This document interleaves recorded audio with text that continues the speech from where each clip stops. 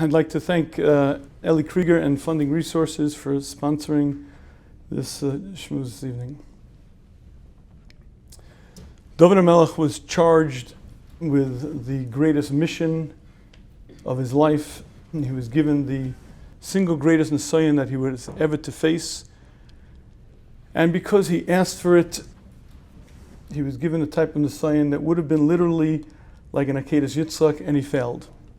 In front of Am Va'eda, the entire Jewish nation understood that the Melech Yisrael lived with what was then an Eishes Ish, and for the rest of his life he suffered tremendous embarrassment, sorrow, agony. You read the words of Tachanun, my bed is soaked with tears, I can't stop my groans. And the Gemara tells us at a certain point, David turns to HaKadosh Baruch Hu and he says, Ribbono Shel Olam, you know that if they would rip my flesh, my blood would not pour out.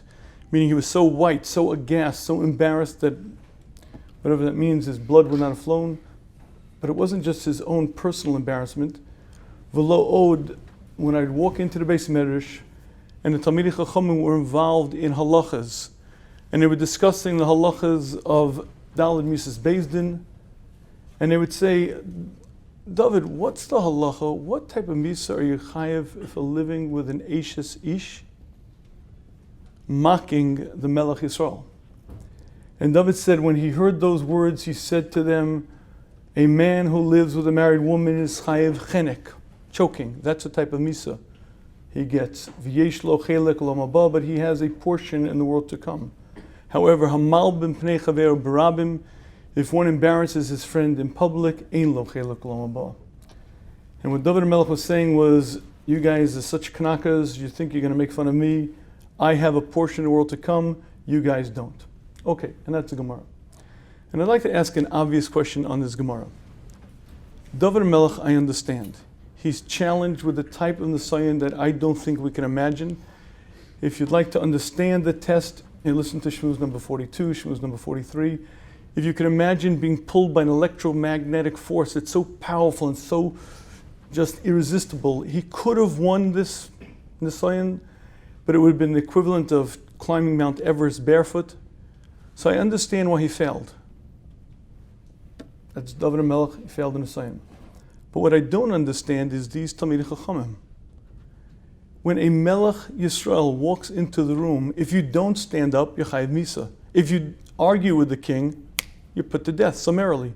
If you walk into the king's throne room and you don't bow down full face to the floor, you're a mored b'malchus and you've lost your lease on life. What were these men thinking? They were embarrassing a Melech Yisrael publicly, one of the greatest men who ever lived, and they were in their haughtiness standing up to say, what's the halach of one who lives in an Eishes Ish? What type of misa? Mocking a man in public.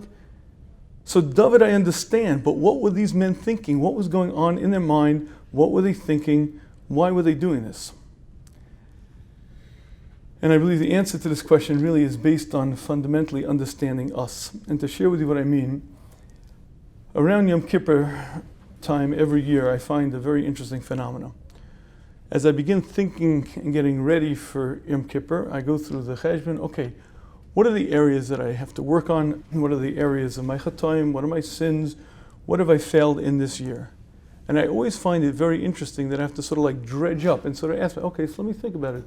What did I mess up in? What areas have I failed in? What are my, where are my chatoim? And it never fails to amaze me that I have to actually dig in and sort of like, oh yeah, I guess I do have some averas. Now here's the observation. Assuming that you are not the Chavetz Chaim, assuming that you're not Rebbe Kveger, assuming that you're not the Chassam Sofer, then I guarantee you have loads and loads and loads of things that you do wrong. And if you're not sure that I'm right, open the Chayodam in a siman by right before Yom Kippur, when he goes through lists and lists and lists. And again, unless your name is up there amongst the greats of the greats, I guarantee you have boatloads, trainloads of things that you do wrong. And yet the question is, why is it that it's so common to have to sort of like, what are my sins? What do I have to work on? And I'd like to share with you that there are two reasons why it's very difficult for us to see what we do wrong. Two reasons why it's very difficult for us to see our averas. Reason number one is what I call madrega based. It's based on the fact that I, the neshama, am put into this body, and when I'm put into this body serves as a very, very thick coat and doesn't allow me to feel things that I normally should feel. As an example of this, I remember very clearly, first year Beis Medrash, Yom Kippur time was a very, very serious time. And all of my chevra, you could see the davening was tremendous. But as I sort of looked up the rank, second, third year Beis Medrash guys, it wasn't just it was serious, they were bent over, you saw guys crying. By the time you got to the younger Kola guys, open tears, almost wailing. By the time you got to the older Kola guys, it was real wailing, guys with tissue boxes, etc. By the time you got to the Rebbeim, it was getting a little uncomfortable. And you have to excuse my expression, the worst of the worst was my Rebbe, the Rosh Yeshiva Zatzal, openly, every Shmuz, I remember clearly, he would break down openly, couldn't stop crying. I remember regularly, by Ne'ilah, he would begin crying, and public couldn't stop. Here's the kasha. Isn't it an inverse? Meaning, the higher up you go, obviously, the less you have to do tshuva for, right? Meaning, the higher up you go, the more you've worked on yourself, the less issues you have, the more mitzvahs you have. So why is it that it's always the inverse? That the more a person is up the ladder in Ruchnius, the holier they are. Invariably, Yom Kippur is a much more serious day. They're crying a lot more. They have a lot more, apparently, that they're doing tshuva for. So again, the answer is that this is the first reason why it's difficult for us to feel our averas, because Ruchnius works in a very interesting way. That as I become holier, I'm far more sensitive to what my actions accomplish, and therefore far more sensitive to what I didn't do. Meaning to say, the reason why the Chofetz Chaim took any single word of Lashon Hara so seriously was because he understood the gravity. He understood what a human being can accomplish. He could understood what a human being should do, and therefore, when he didn't do what he was supposed to, he understood with a tremendous sense of clarity what it was that he did wrong, and therefore he felt a tremendous amount of charata. So that's the first reason why it's difficult for us to see our averas, because we're deadened, we're in this body, it's very thick, very hard to see. But there's a second reason why it's difficult for us to see our averas that has nothing to do with that at all. And I'll share with you a classic example. Ask any frum fellow the following question. What's worse, eating a McDonald's cheeseburger or speaking Lashon Hara? Right? Come on.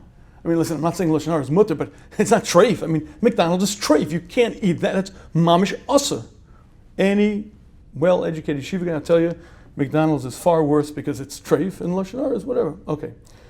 The only problem is that that's completely, utterly wrong. At most, you'll tell me a cheeseburger, I'm not sure if it's basar b'cholah, depending on how it's cooked, you'll probably get one lav. The Chofetz Chaim counts for us 17 los assays, 14 assays when you speak Lashon Hara. Now, he explains that even though it's true that no single story are you likely to get all of them, but I guarantee that any single story that you'll tell of Lashon Hara, 5, 6, at least 10 different los assays and assays. But it's worse than that. A cheeseburger, a big, thick cheeseburger, at most says 3 kazesim. So if it's a lav, you're going to get 3 lavim at most. Every word of Lashon Hara is a discrete avera. Each word of Lashon Hara has those 5 or 10 averas included in it. In one little story, hundreds and hundreds of los assays and assays. If you'd like to know in the scale of things, there is no comparison whatsoever, because a cheeseburger is, again, it's a lav, it's horrible avera, but it's not even in the same planet, not in the same constellation as Lashon Hara, hundreds and hundreds times worse. So here's the problem. Why is it that even after you learn the halachas, even after you study it, even after you've said a shmuz about how big an avera Lashon Hara is, it's never as usser as a cheeseburger?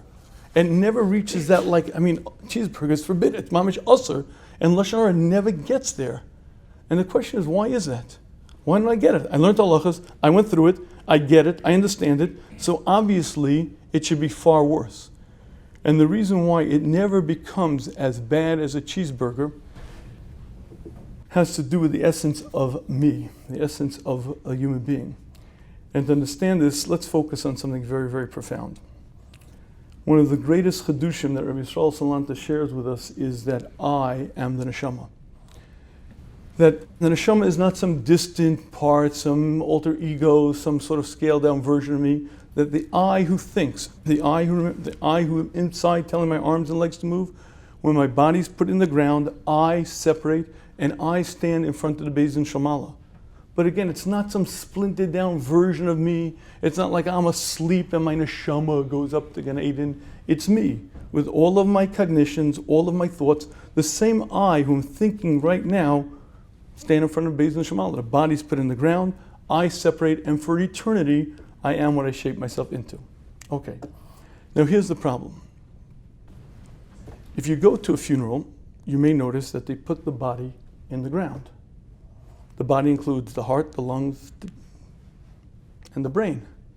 Now, I've never gone to an autopsy, but it's my sincere belief that they don't take the brain out and kind of like FedEx it up to Shemayim, right? I mean, the brain is buried with the body. So what do you mean I separate? What do you mean I stand in front of the Beis Din Shamala? My brain is there in the box, dead, right down there. What do you mean I? If I'm not the brain, what am I? How could I think without the brain? How could I be there without my brain? And this illustrates a very significant point, and that is that I am not the brain.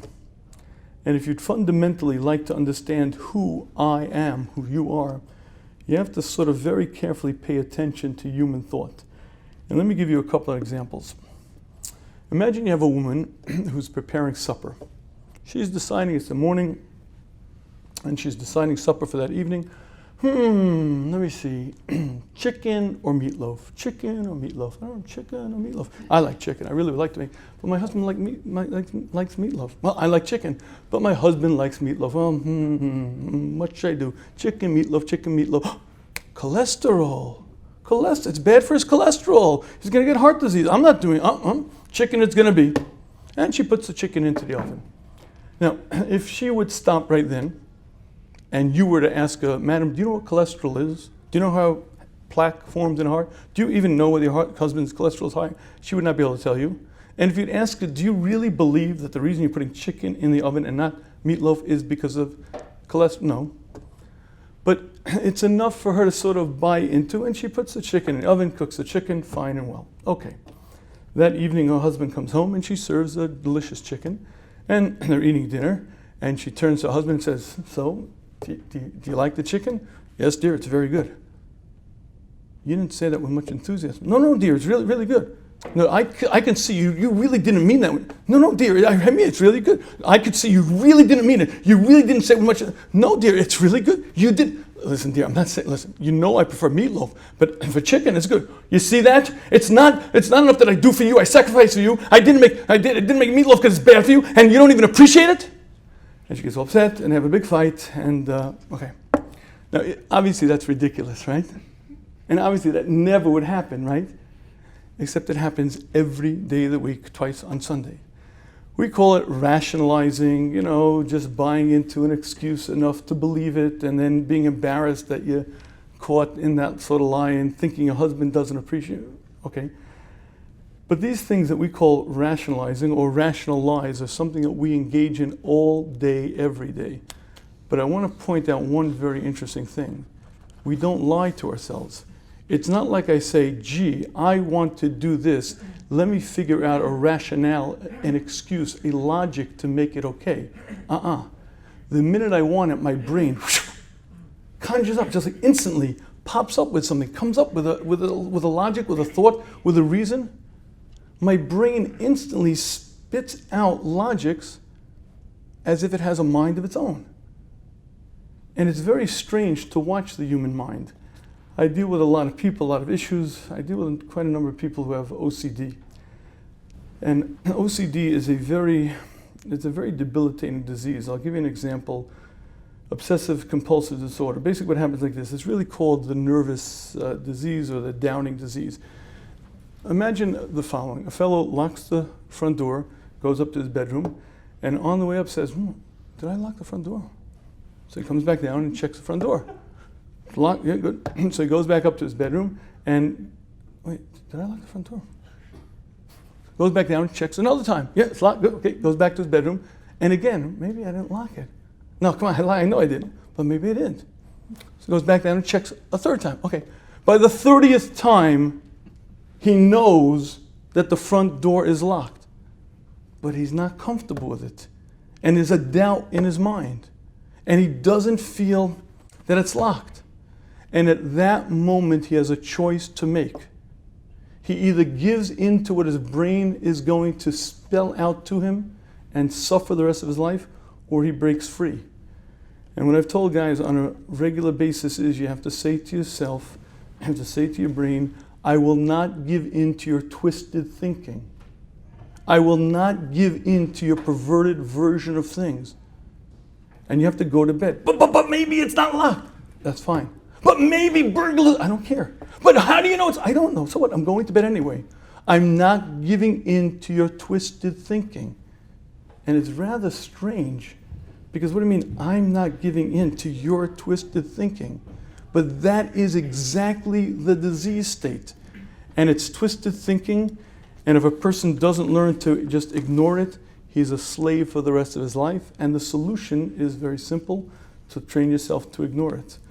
But it's interesting because it's not just people with debilitating issues that have this problem. Have you ever gotten angry? I've gotten angry, and I found a very interesting thing when I get angry. It's not just that my heart starts pounding, not just that I see red, not just that you can tell that I'm in a totally different state. I view the world differently. You become a louse. You become a worthless creep. When I'm furious, it's not just I feel differently, I think differently. And suddenly I interpret entire scenarios in a completely different way. I interpret things in a totally different manner. And my brain now begins spewing out things. A guy like that, it's mutter to speak Lashon Hara about more than that, you should probably punch him. A guy like that deserves to be, but probably the biggest mitzvah. And if you pay attention, your brain is going to spew forth things that are clearly illogical. How do you know that they're illogical? Because the next morning when you wake up and you're calm, why did I say that? How did I do that? How could I have said that to my spouse or my child? What was wrong with, what was I thinking? What happened was you were emotionally hijacked. And your anger took control of your brain, and your brain began spewing forth logics. If you'd like to fundamentally understand your relationship to your brain, I have a simple mashal. Imagine you have a family with 5 school-age kids, and the minhag there is after supper, everyone does homework. So you all eat supper, and it's time now for homework. There's only one problem, one family computer. 5 kids, 1 computer. Well, I have social studies. Well, I have a report. I have math. 5 kids are clamoring for that one computer.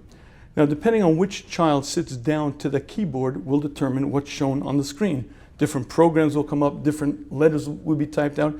Which child controls the input determines what's shown on the screen. If you'd like to fundamentally understand yourself, that is us. I have many different components to me. Within me is anger, within me is jealousy, within me is desire. There are many different things that are fighting for control. Whichever one gets control of that computer is going to control the input. And guess what? No matter which part is controlling the input, I have to watch that screen. So if it's anger, on that screen comes up all the logics that are spewed forth by anger controlling my brain. If it's jealousy, all of a sudden that guy's not worth it, and why should he have it, I should have it, and he stole it from me. And if you'd like to fundamentally understand yourself, that's exactly what happens. By the way, if you've ever worked on Hirhurim, watch a guy when he's working on Hirhurim, and he says to himself, I'm not thinking about those images anymore. And suddenly, in the middle of nowhere, an image comes into his brain. Get out of here. I don't want to think about it. I don't want you here. Get out of here. No, what do you mean? I don't want to think about you. Who's I? Who's you? Like, what is he? Like Dr. Jekyll and Mr. Hyde with the 2 of them in there? The answer is desire took over. Desire is there, and desire took over the brain, and now the brain is going to be the servant of whoever took over. Right now, if desire is in charge, the brain is going to serve it, and it's going to put out there images that he doesn't want to see. And when you begin studying the way we think and the way our brain acts, what you see is, on a regular basis, there are different forces, different parts of me that are taking control, and there are constantly different elements of me that are typing into the keyboard. However, there's one more step that's critical. You ever hear the expression, the devil made him do it? The devil made him do it, right? The devil never made you do anything. Your desire, your jealousy, whatever midah might have brought up something into the image, but then you had a choice. You could have ran from it, or you could have fought it, or you could have caved. But if in fact you do X, it wasn't because the devil made you do it. The devil brought up the image. Initially you didn't want it, but then you started desiring it, and then you decided, I will do it. I want it. And once you made that decision, a very interesting thing happens.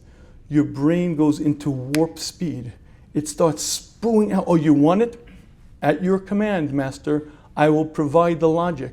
Because the minute you want it, your brain is going to spew out logic at the speed of sound to offer why it's permitted and it's good and it's right and it's proper, because your brain is a loyal servant. It serves whichever desire is strongest, and once you decide I'm doing it, your brain will serve it well.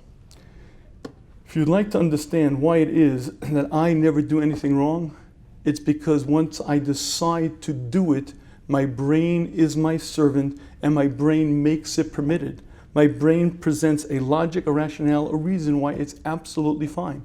And when I come to Yom Kippur and I got to look for my what are Averas? There's nothing that I do that's wrong. Because once I made that decision to do it, my brain says it's good, it's fine, it's okay, and there's nothing wrong with it. Because my brain is my servant. And if you'd like to understand why these people were so critical of David Melech Yisrael, it was really very simple. They marched on beautiful white steeds. They wore beautiful long white robes. They were tzaddikim in the court of their own mind. And a tzaddik like me, pure like the driven snow, to see a man abhorrent to live with an ish, so disgusting, I can't even look at you, filth. And as strange as it sounds, they embarrassed one of the greatest men who ever lived. It's Avram, Yitzhak, Yaakov, Moshe, Aaron, David, number 6, number 7, depending how you count. These men were within miles and miles and miles of the ankles of David HaMelech. But in the courtroom of their mind, they were pure as the driven snow, great tzaddikim who never sinned, looking at a sinner, a filthy, vile sinner. And they were so disgusted that they felt it was appropriate to embarrass him in public, risking their own life and potentially risking their olam haba. And when you see this, what you see is an illustration of the power of the human mind. You see, when Hashem created us, Hashem did a very good job. And this thing called bechira, this thing called free will, is not as simple as it sounds, and it's not as simple as you may think it is, but to allow for actual bechira, Hashem gave us the capacity to believe whatever we want, to have our minds spew out logics to make it okay, because now my neshama can't stop me. You see, if my brain were really straight, and I saw things with absolute clarity, how could I sin? I get it. Every sin damages me for eternity. Every mitzvah helps me to grow. I wouldn't have bechira. Why? Because obviously I would do what's good and right and proper, but not because I chose so, but because effectively I had no choice. And this concept that I am not the brain, I'm the guy inside, I think through the brain, I relate to the world through the brain, I interpret facts through the brain, but I am not the brain, is one of the most critical concepts that a person can come to. Number one, it's the most liberating thought you probably could ever have. Why? Because no longer am I bonded to what I am now. Let's assume I'm angry or lustful or jealous or petty. That doesn't mean I have to remain there. If I could learn to control my thinking, if I could learn to control the thoughts that flash through my brain, I can change the essence of me. And I'm not deemed forever to be what I am now, because once I can learn to control the thoughts, and I can learn to control me, and I can become a vastly different person. So on that level, it's a very redeeming, very wonderful thought. There's also another wonderful aspect to this. The fact is that I can stand in front of my Creator on Yom Kippur, and I could say the words, Hashem, I did not choose this generation. I did not choose to be born with this temperament. I did not choose jealousy or anger or lust or whatever it is. And I could admit the fact that I am blemished, I'm flawed, and I could live with it. You see, I didn't choose this. I was put into this body. Each person's body has a different level of anger or jealousy or whatever the mix of midas are. And I was put into here, and I can stand in front of my Creator and say, Hashem, you put me into this. My job, I got it. My job is to grow, to accomplish, to grow beyond it. But I did not choose this. And once you're able to say that, you're able to admit to the fact that I am flawed, I am blemished, I have real problems. Maybe I have a temper, maybe I have a wandering eye, maybe I'm jealous, maybe I'm into my honor. But I could stand in front of my Creator and admit that I have these flaws because I recognize I didn't choose this, I didn't make this, I have to deal with it, but I'm not the creator of it. And that's the good news. It's wonderfully liberating and it's wonderfully comfortable to be able to admit you're flawed. However, there's one part to this concept that's not so comfortable, and it's what I call the bad news. The bad news to this sort of realization that I am not the brain is that you begin to understand yourself on a fundamentally different level. And I'll share with you something profound. The Mesillas Sharm gives a mashal that's very, very hard to explain. He says, if you'd like to understand a man who doesn't make a cheshbon nefesh, let's say you have a guy, he's learning, he's down, he's doing everything, but he doesn't regularly analyze his actions. He doesn't regularly sort of look at what's good, what's wrong, what's right, what's proper, and then compare himself to that. If he doesn't do this step, Mesillas Sharm says, let me give you a mashal. Imagine a blind man walking on the river's bank. Hudson River, right? A guy who's completely blind, sort of walking on the Hudson River bank, and whoosh, what are the odds of him successfully making it to tomorrow's chakras? The answer is, sure, ain't large at all. A blind man walking on the river, that's a mashal to a man who doesn't regularly sit down, analyze his actions, ask himself, how am I doing compared to where I should be? Isn't that difficult to understand? A blind man next to the river is going to fall into the river. He's going to die. I get that. I'm a good guy. I'm learning. I'm dominating. I'm growing. So I don't do this thing called cheshbon nefesh. I don't analyze myself. I don't create these lists and what's good, what's right, what's proper, and then ask how am I doing compared to. So I'm like a blind man. I'm going to die. I'm going to definitely end up failing. It doesn't make sense, right? Okay. So folks, let me bring you into a world that we often don't really experience. If you've ever gone to a AA meeting, any of the 12-step meetings, you'll find maybe one of the most humbling, one of the most powerful, life-changing step is what they call the first step. I've only been to one 12-step meeting in my life. It actually was a 6:30 a.m. meeting, Shabbos morning. I was speaking in an out-of-town, staying by a man who, over Shabbos Friday night meal, he was telling me that he's a 30-year member of Alcoholics Anonymous. He had been in the Navy, he became a Baal Tshuva, and he was an alcoholic. And for 30 years he's been straight, and he goes to a meeting, he goes to meetings regularly. One of these meetings he goes to is 6:30 every Shabbos morning. So I said, I want to come with you. Now, folks, I've read the big book, the AA book. I have 4 copies at home. I've read through it. I read the original version.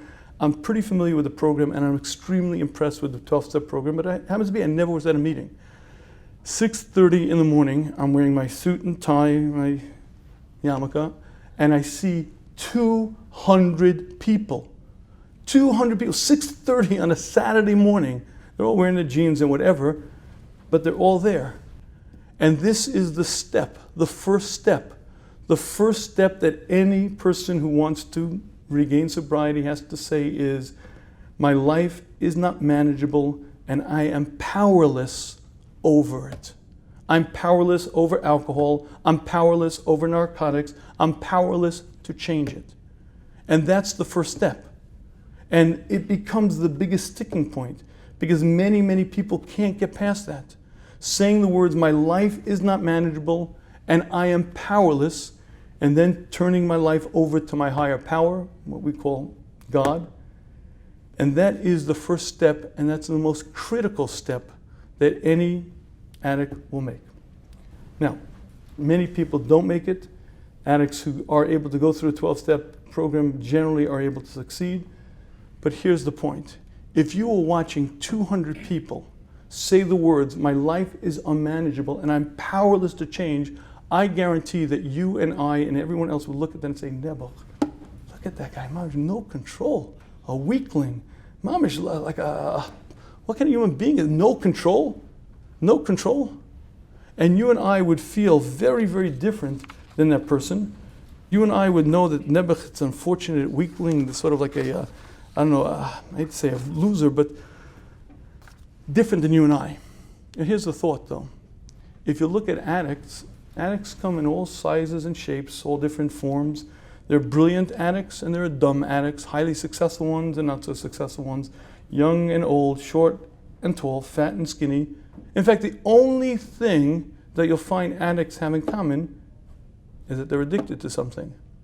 But even stranger, I recently began working with Guard Your Eyes. We came out, the fight it's a 12-part series that I produced on Taiva, on Desire, and I collaborated with Guard Your Eyes. We printed 15,000 copies, and as a project together, we put it out across the country. We have some copies here if someone wants. It's also on the Shmuz app and the Shmuz site. And I began working a little bit more with Guard Your Eyes, and I began taping things for them and discussing things, and I found out something even stranger. All of these people go through a 12-step program, but they're much like you and I, regular frum guys from regular frum homes. They look like you, they look like me, they talk like us, but they're powerless, and they're like, I feel bad for these Nebuch weaklings, they're powerless. Your life is unmanageable, and you're powerless, and it makes no sense. And you'll have to admit, it's very strange, isn't it? And I'd like to share with you the difference between us and an addict.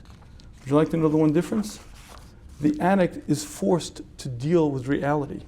You see, when an alcoholic wakes up in the morning and says, I know that if I take another drink, I likely will die, and I can't not take another drink, he's desperate. He realizes that he's powerless, and he's run out of room to lie. He's run out of room to make excuses. There's nowhere to go. So he has to admit the fact that I'm powerless. You know what you and I do? Oh, we've got creative excuses. Would you like to know what we do? It's a Dubna Magid's mushal. The Dubna Magid explains that a man was once riding on the country road, passing a farm, and he stops his horse. Why? Because he sees this large barn, and on the barn are 10 bullseyes, and dead center in the middle of each bullseye is one arrow. Every single arrow right in the bullseye. And he says, I don't believe it. This guy's the best archer I've ever seen. 10 perfect bullseyes. I gotta meet this guy. He stops the horse, gets out, looks at the farmer, and he finds the guy. And he says, I looked at your barn, I saw 10 targets, 10 dead bullseyes. I don't get it. How did you do it? And the guy says to him, how do I do it? Everyone does it backwards. What does everybody do? Everybody, first they draw the target, then they shoot. Sometimes they hit, sometimes they don't. Not me. First I shoot the arrows. Then once the arrow lands, I draw the target right around it. Every time it's a perfect bullseye. Rabbi say, that's us. My behavior is excused by my brain. And what I do, whatever I do, there is that ever loyal servant to make it good, to make it right, to make me that knight in shining armor, and my brain serves up the logic that's needed. Until a person gets desperate, until a person finds that if I take another drink, I'll die, and I can't not take another drink, and then he gets it. Then he realizes that he's powerless. The difference between an addict and us is the addict is forced to deal with reality. We got plenty of wiggle room. We got plenty of room to just excuse it, and I don't really care, and I'm not so into it, and it doesn't really bother me. And if you're not sure that I'm right, I'll give you a simple challenge. Lo sasuru acharei levavchem v'acharei einechem. Lo saseh in the Torah. All the Rishonim agree. No one argues in Achronim. Everyone agrees it's a full lo saseh to look at a woman with desire, with lust. Try this one on me. Walk down Fifth Avenue and don't look. Try for 30 days not to look. You're good at that one? How about Lashon Hara? Try for 30 days not to speak a single word of Lashon Hara. Try me. Try that. And by the way, folks, I'll share with you one of those sort of like little annoying points of my life. unfortunately, on a regular basis, I get couples who come in, and problems that vary, but oftentimes a problem that surfaces is, Rabbi, how could I respect him? How could I respect him? They found out that he's been watching pornography. Granted, he went to guard your eyes. Granted, he's working on it. But how could I respect him? He's such a hypocrite. He learns, he davens, and that Shmuz is what he looks. He's working. I get it. But how could I respect him? So, what would you say? What would you say to a woman who came to you with that question? And she's sincere. She really wants to continue respecting her husband, but she can't. So I'm a little bit nicer than this, but the answer that I say basically is, madam, with all due respect, have you ever noticed that women dress in a manner that's really not nice? I mean fine Beis Yaakov women who went to the base schools, etc., and they're wearing the sleeves down to here and the dresses down to there, but it's so abhorrent, so tight, so disgusting, so like, ugh, why are you doing that? Why do you do that? And by the way, the only thing that's humorous is that when a woman turns 40 or 45 and she's no longer so attractive, then she gets on this bandwagon, sneers, my daughters have to be sneers, and this one, no one sneers enough, right? And when she was 20, 25, 30, she wasn't exactly on that bandwagon. So what happened? Why is it that finely educated women who get it, they understand what life's about, why do they dress this way? And would you like to know the answer? It's really quite simple. I mean, come on, everybody does it. You want me to dress like weird? You want me to be like a bag lady? Come on, it's like, I can't do that. You can't do that. I see. Let's say you had to. Let's say Hashem said to. Let's say Elion Navi came down and said, Kol Amar Hashem. It's not nice the way you're dressing. What would happen? No. Oh, I see. But that's not good enough, right? Let's deal with something else. Let's deal with something called Lashon Hara. Madam, you ever speak Lashon Hara? Nah, not me. Oh, no, never, right? Yeah, right. You ever speak to your friends? Yeah, so, okay, good. Now, let's assume you speak to friends more than once a year. I guarantee you're over countless Averas on an ongoing, regular, I guarantee it. Why doesn't that bother you? How are you able to sleep at night? How are you able to live with yourself? The answer is there are cheeseburgers, things I don't do. But then there's Lashon Hara. Lashon Hara is not like usser. It's not like forbidden. It's not like a lav in the Torah or anything, right? Wrong. It's multiple lavs, every single word, hundreds within one speech. When you call your girlfriend or you call your sister and you gotta tell your honey, you're blowing it. The oraisa, hundreds and hundreds of times. I know you can't look at your husband, big avera. Madam, with all due respect, you're doing a lot worse, a lot more often. Come on, I mean, it's not like pornography is usher. The Lashon Hara is, just, oh, I see. Okay. So if you get to write Shulchan Aruch, we'll pay attention to your Shulchan Aruch. But the Beis Yosef is long dead, and the job wasn't given to you. And folks, again, I'm much nicer than that, believe me. I don't do that, believe me. But that is the point. The point is that we are very, very good at judging others, and we're very kind to ourselves. My brain will make everything that I do good and permitted and fine and wonderful. And when you read a chazal like this, where Talmidei Chachamim embarrassed the king of Israel, the Melech Yisrael, the Mashiach of Hashem, one of the greatest human beings that ever lived, and they looked at him like a nobody, and they looked at themselves as if they were tzaddikim, what you're seeing is an illustration of this power of the brain. You see, this first concept that we have to get straight is, I am not the brain. And when the brain brings thoughts to me, I have to always question them. And I have to always ask, who's got control of that monitor? If it's my anger, that screen is going to show what it shows. If it's my jealousy, that screen is going to show what it shows. But the brain becomes a loyal servant, and much like that family computer, it depends which kid is inputting on the keyboard determines what's going to show on the screen. But regardless, I have to watch that screen. I have to watch that screen, and I have to see it, and here's the difficult part. It sounds like me. Do you know the hardest part? When you walked up the 30th time up the stairs, and the voice inside says, maybe the front door is not locked. To actually say, I'm not listening to your twisted thinking is so difficult. Why? Because it's me who's saying it, isn't it? It's my brain. I mean, if I can't trust my brain, who can I trust?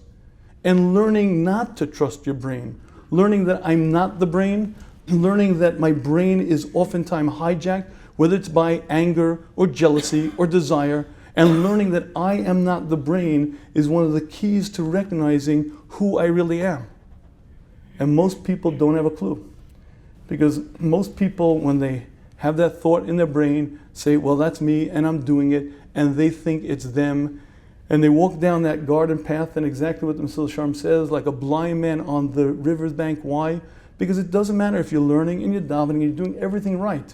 If you don't have checks and balances, I guarantee your brain is going to corrupt you. Your brain is going to present logics and thought processes via which everything you want to do will become mutter. And you are like the blind man on the riverbank. That's exactly what the Mesilas Yesharim says, because whether we recognize it or not, we are all powerless. And my friends, that is the most disconcerting sounding, almost debilitating thought you could ever have. I'm powerless. I'm powerless. Until you hear the next step. I'm powerless, and I hand over my case to my Creator. I stand in front of Hashem and I say, Hashem, you created me. You made me. Please help me.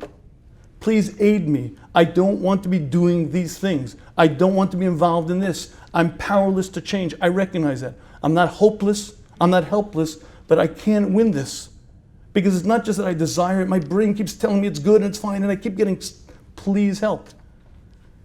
And exactly what the Mesilas Yesharim says, when you say those words to Hashem, HaKadosh Baruch Hu Ozro, Hashem helps, and then you're saved. And unfortunately, most people only find this out if they become addicted. I've had too many conversations with fellows who end up in 12-step programs. Here's a classic. A guy ends up addicted to whatever it is, and I didn't speak to him for a while, and then he calls up and I say, how's things going? He says, well, religiously terribly, but spiritually great. I said, what do you mean, religiously terrible, but spiritually great? What does that mean? He said, well, religiously, tefillin and davening, I'm not doing anything, but spiritually, in terms of seeing Hashem right there every day, I mean, it's never been better. Folks, listen what I'm saying to you. This fellow was educated in the best yeshivas, and he never understood that God is part of the religion. The Ramban explains that the matara, the focal point of every mitzvah, is to know Hashem, to recognize Hashem. And this guy was doing all the mitzvahs and never recognized that Hashem is part of the equation. But this first step, recognizing that I'm not riding on that white horse, I'm not wearing beautiful begodim that are white and pure. I feel that way because my brain has become hijacked, and because of that, it creates a worldview that's very clean and wonderful. But recognizing that I am powerless and saying to my Creator, Hashem, I didn't choose this, I didn't ask for this, I can't win this, please help me, is the first step to real growth. And I want to close with one last observation. If you wake up in the morning and don't feel that you're failing in at least one area of life, then I believe you're failing at life. If you wake up in the morning and don't feel that there's at least one or two or maybe even 3 areas of life that you're really messing up in, that you're really not doing well at all in, then I guarantee you're failing at life. Why? Because it means you don't have a clue to your potential, you don't have a clue to what you become, you're not holding yourself to standards, you're not demanding of yourself, you're allowing yourself to become hijacked and whatever. I'm good at this and this, I'm a great father and a husband and responsible and learning and davening and midos. Oh, my midos perfect. Ask anybody. And anybody will argue that's a creep and a bum. People who really know me know I'm a great tzaddik. If you wake up in the morning and don't feel that there's at least one area of your life that you're failing in, you're failing at life because you don't understand life. You're not setting real goals. You're not demanding of yourself. And the most humbling, most real, and most gratifying recognition is when you recognize that I am flawed. I am flawed, but I can change. You see, once I recognize that I'm flawed, but I can change, then I can begin for real growing. You see, if I'm perfect, I'm perfect, everything, perfect midos, perfect learning, perfect guy, I am the perfect man, I'm done, I'm toast, I can't change, I can't grow, there's nothing to improve.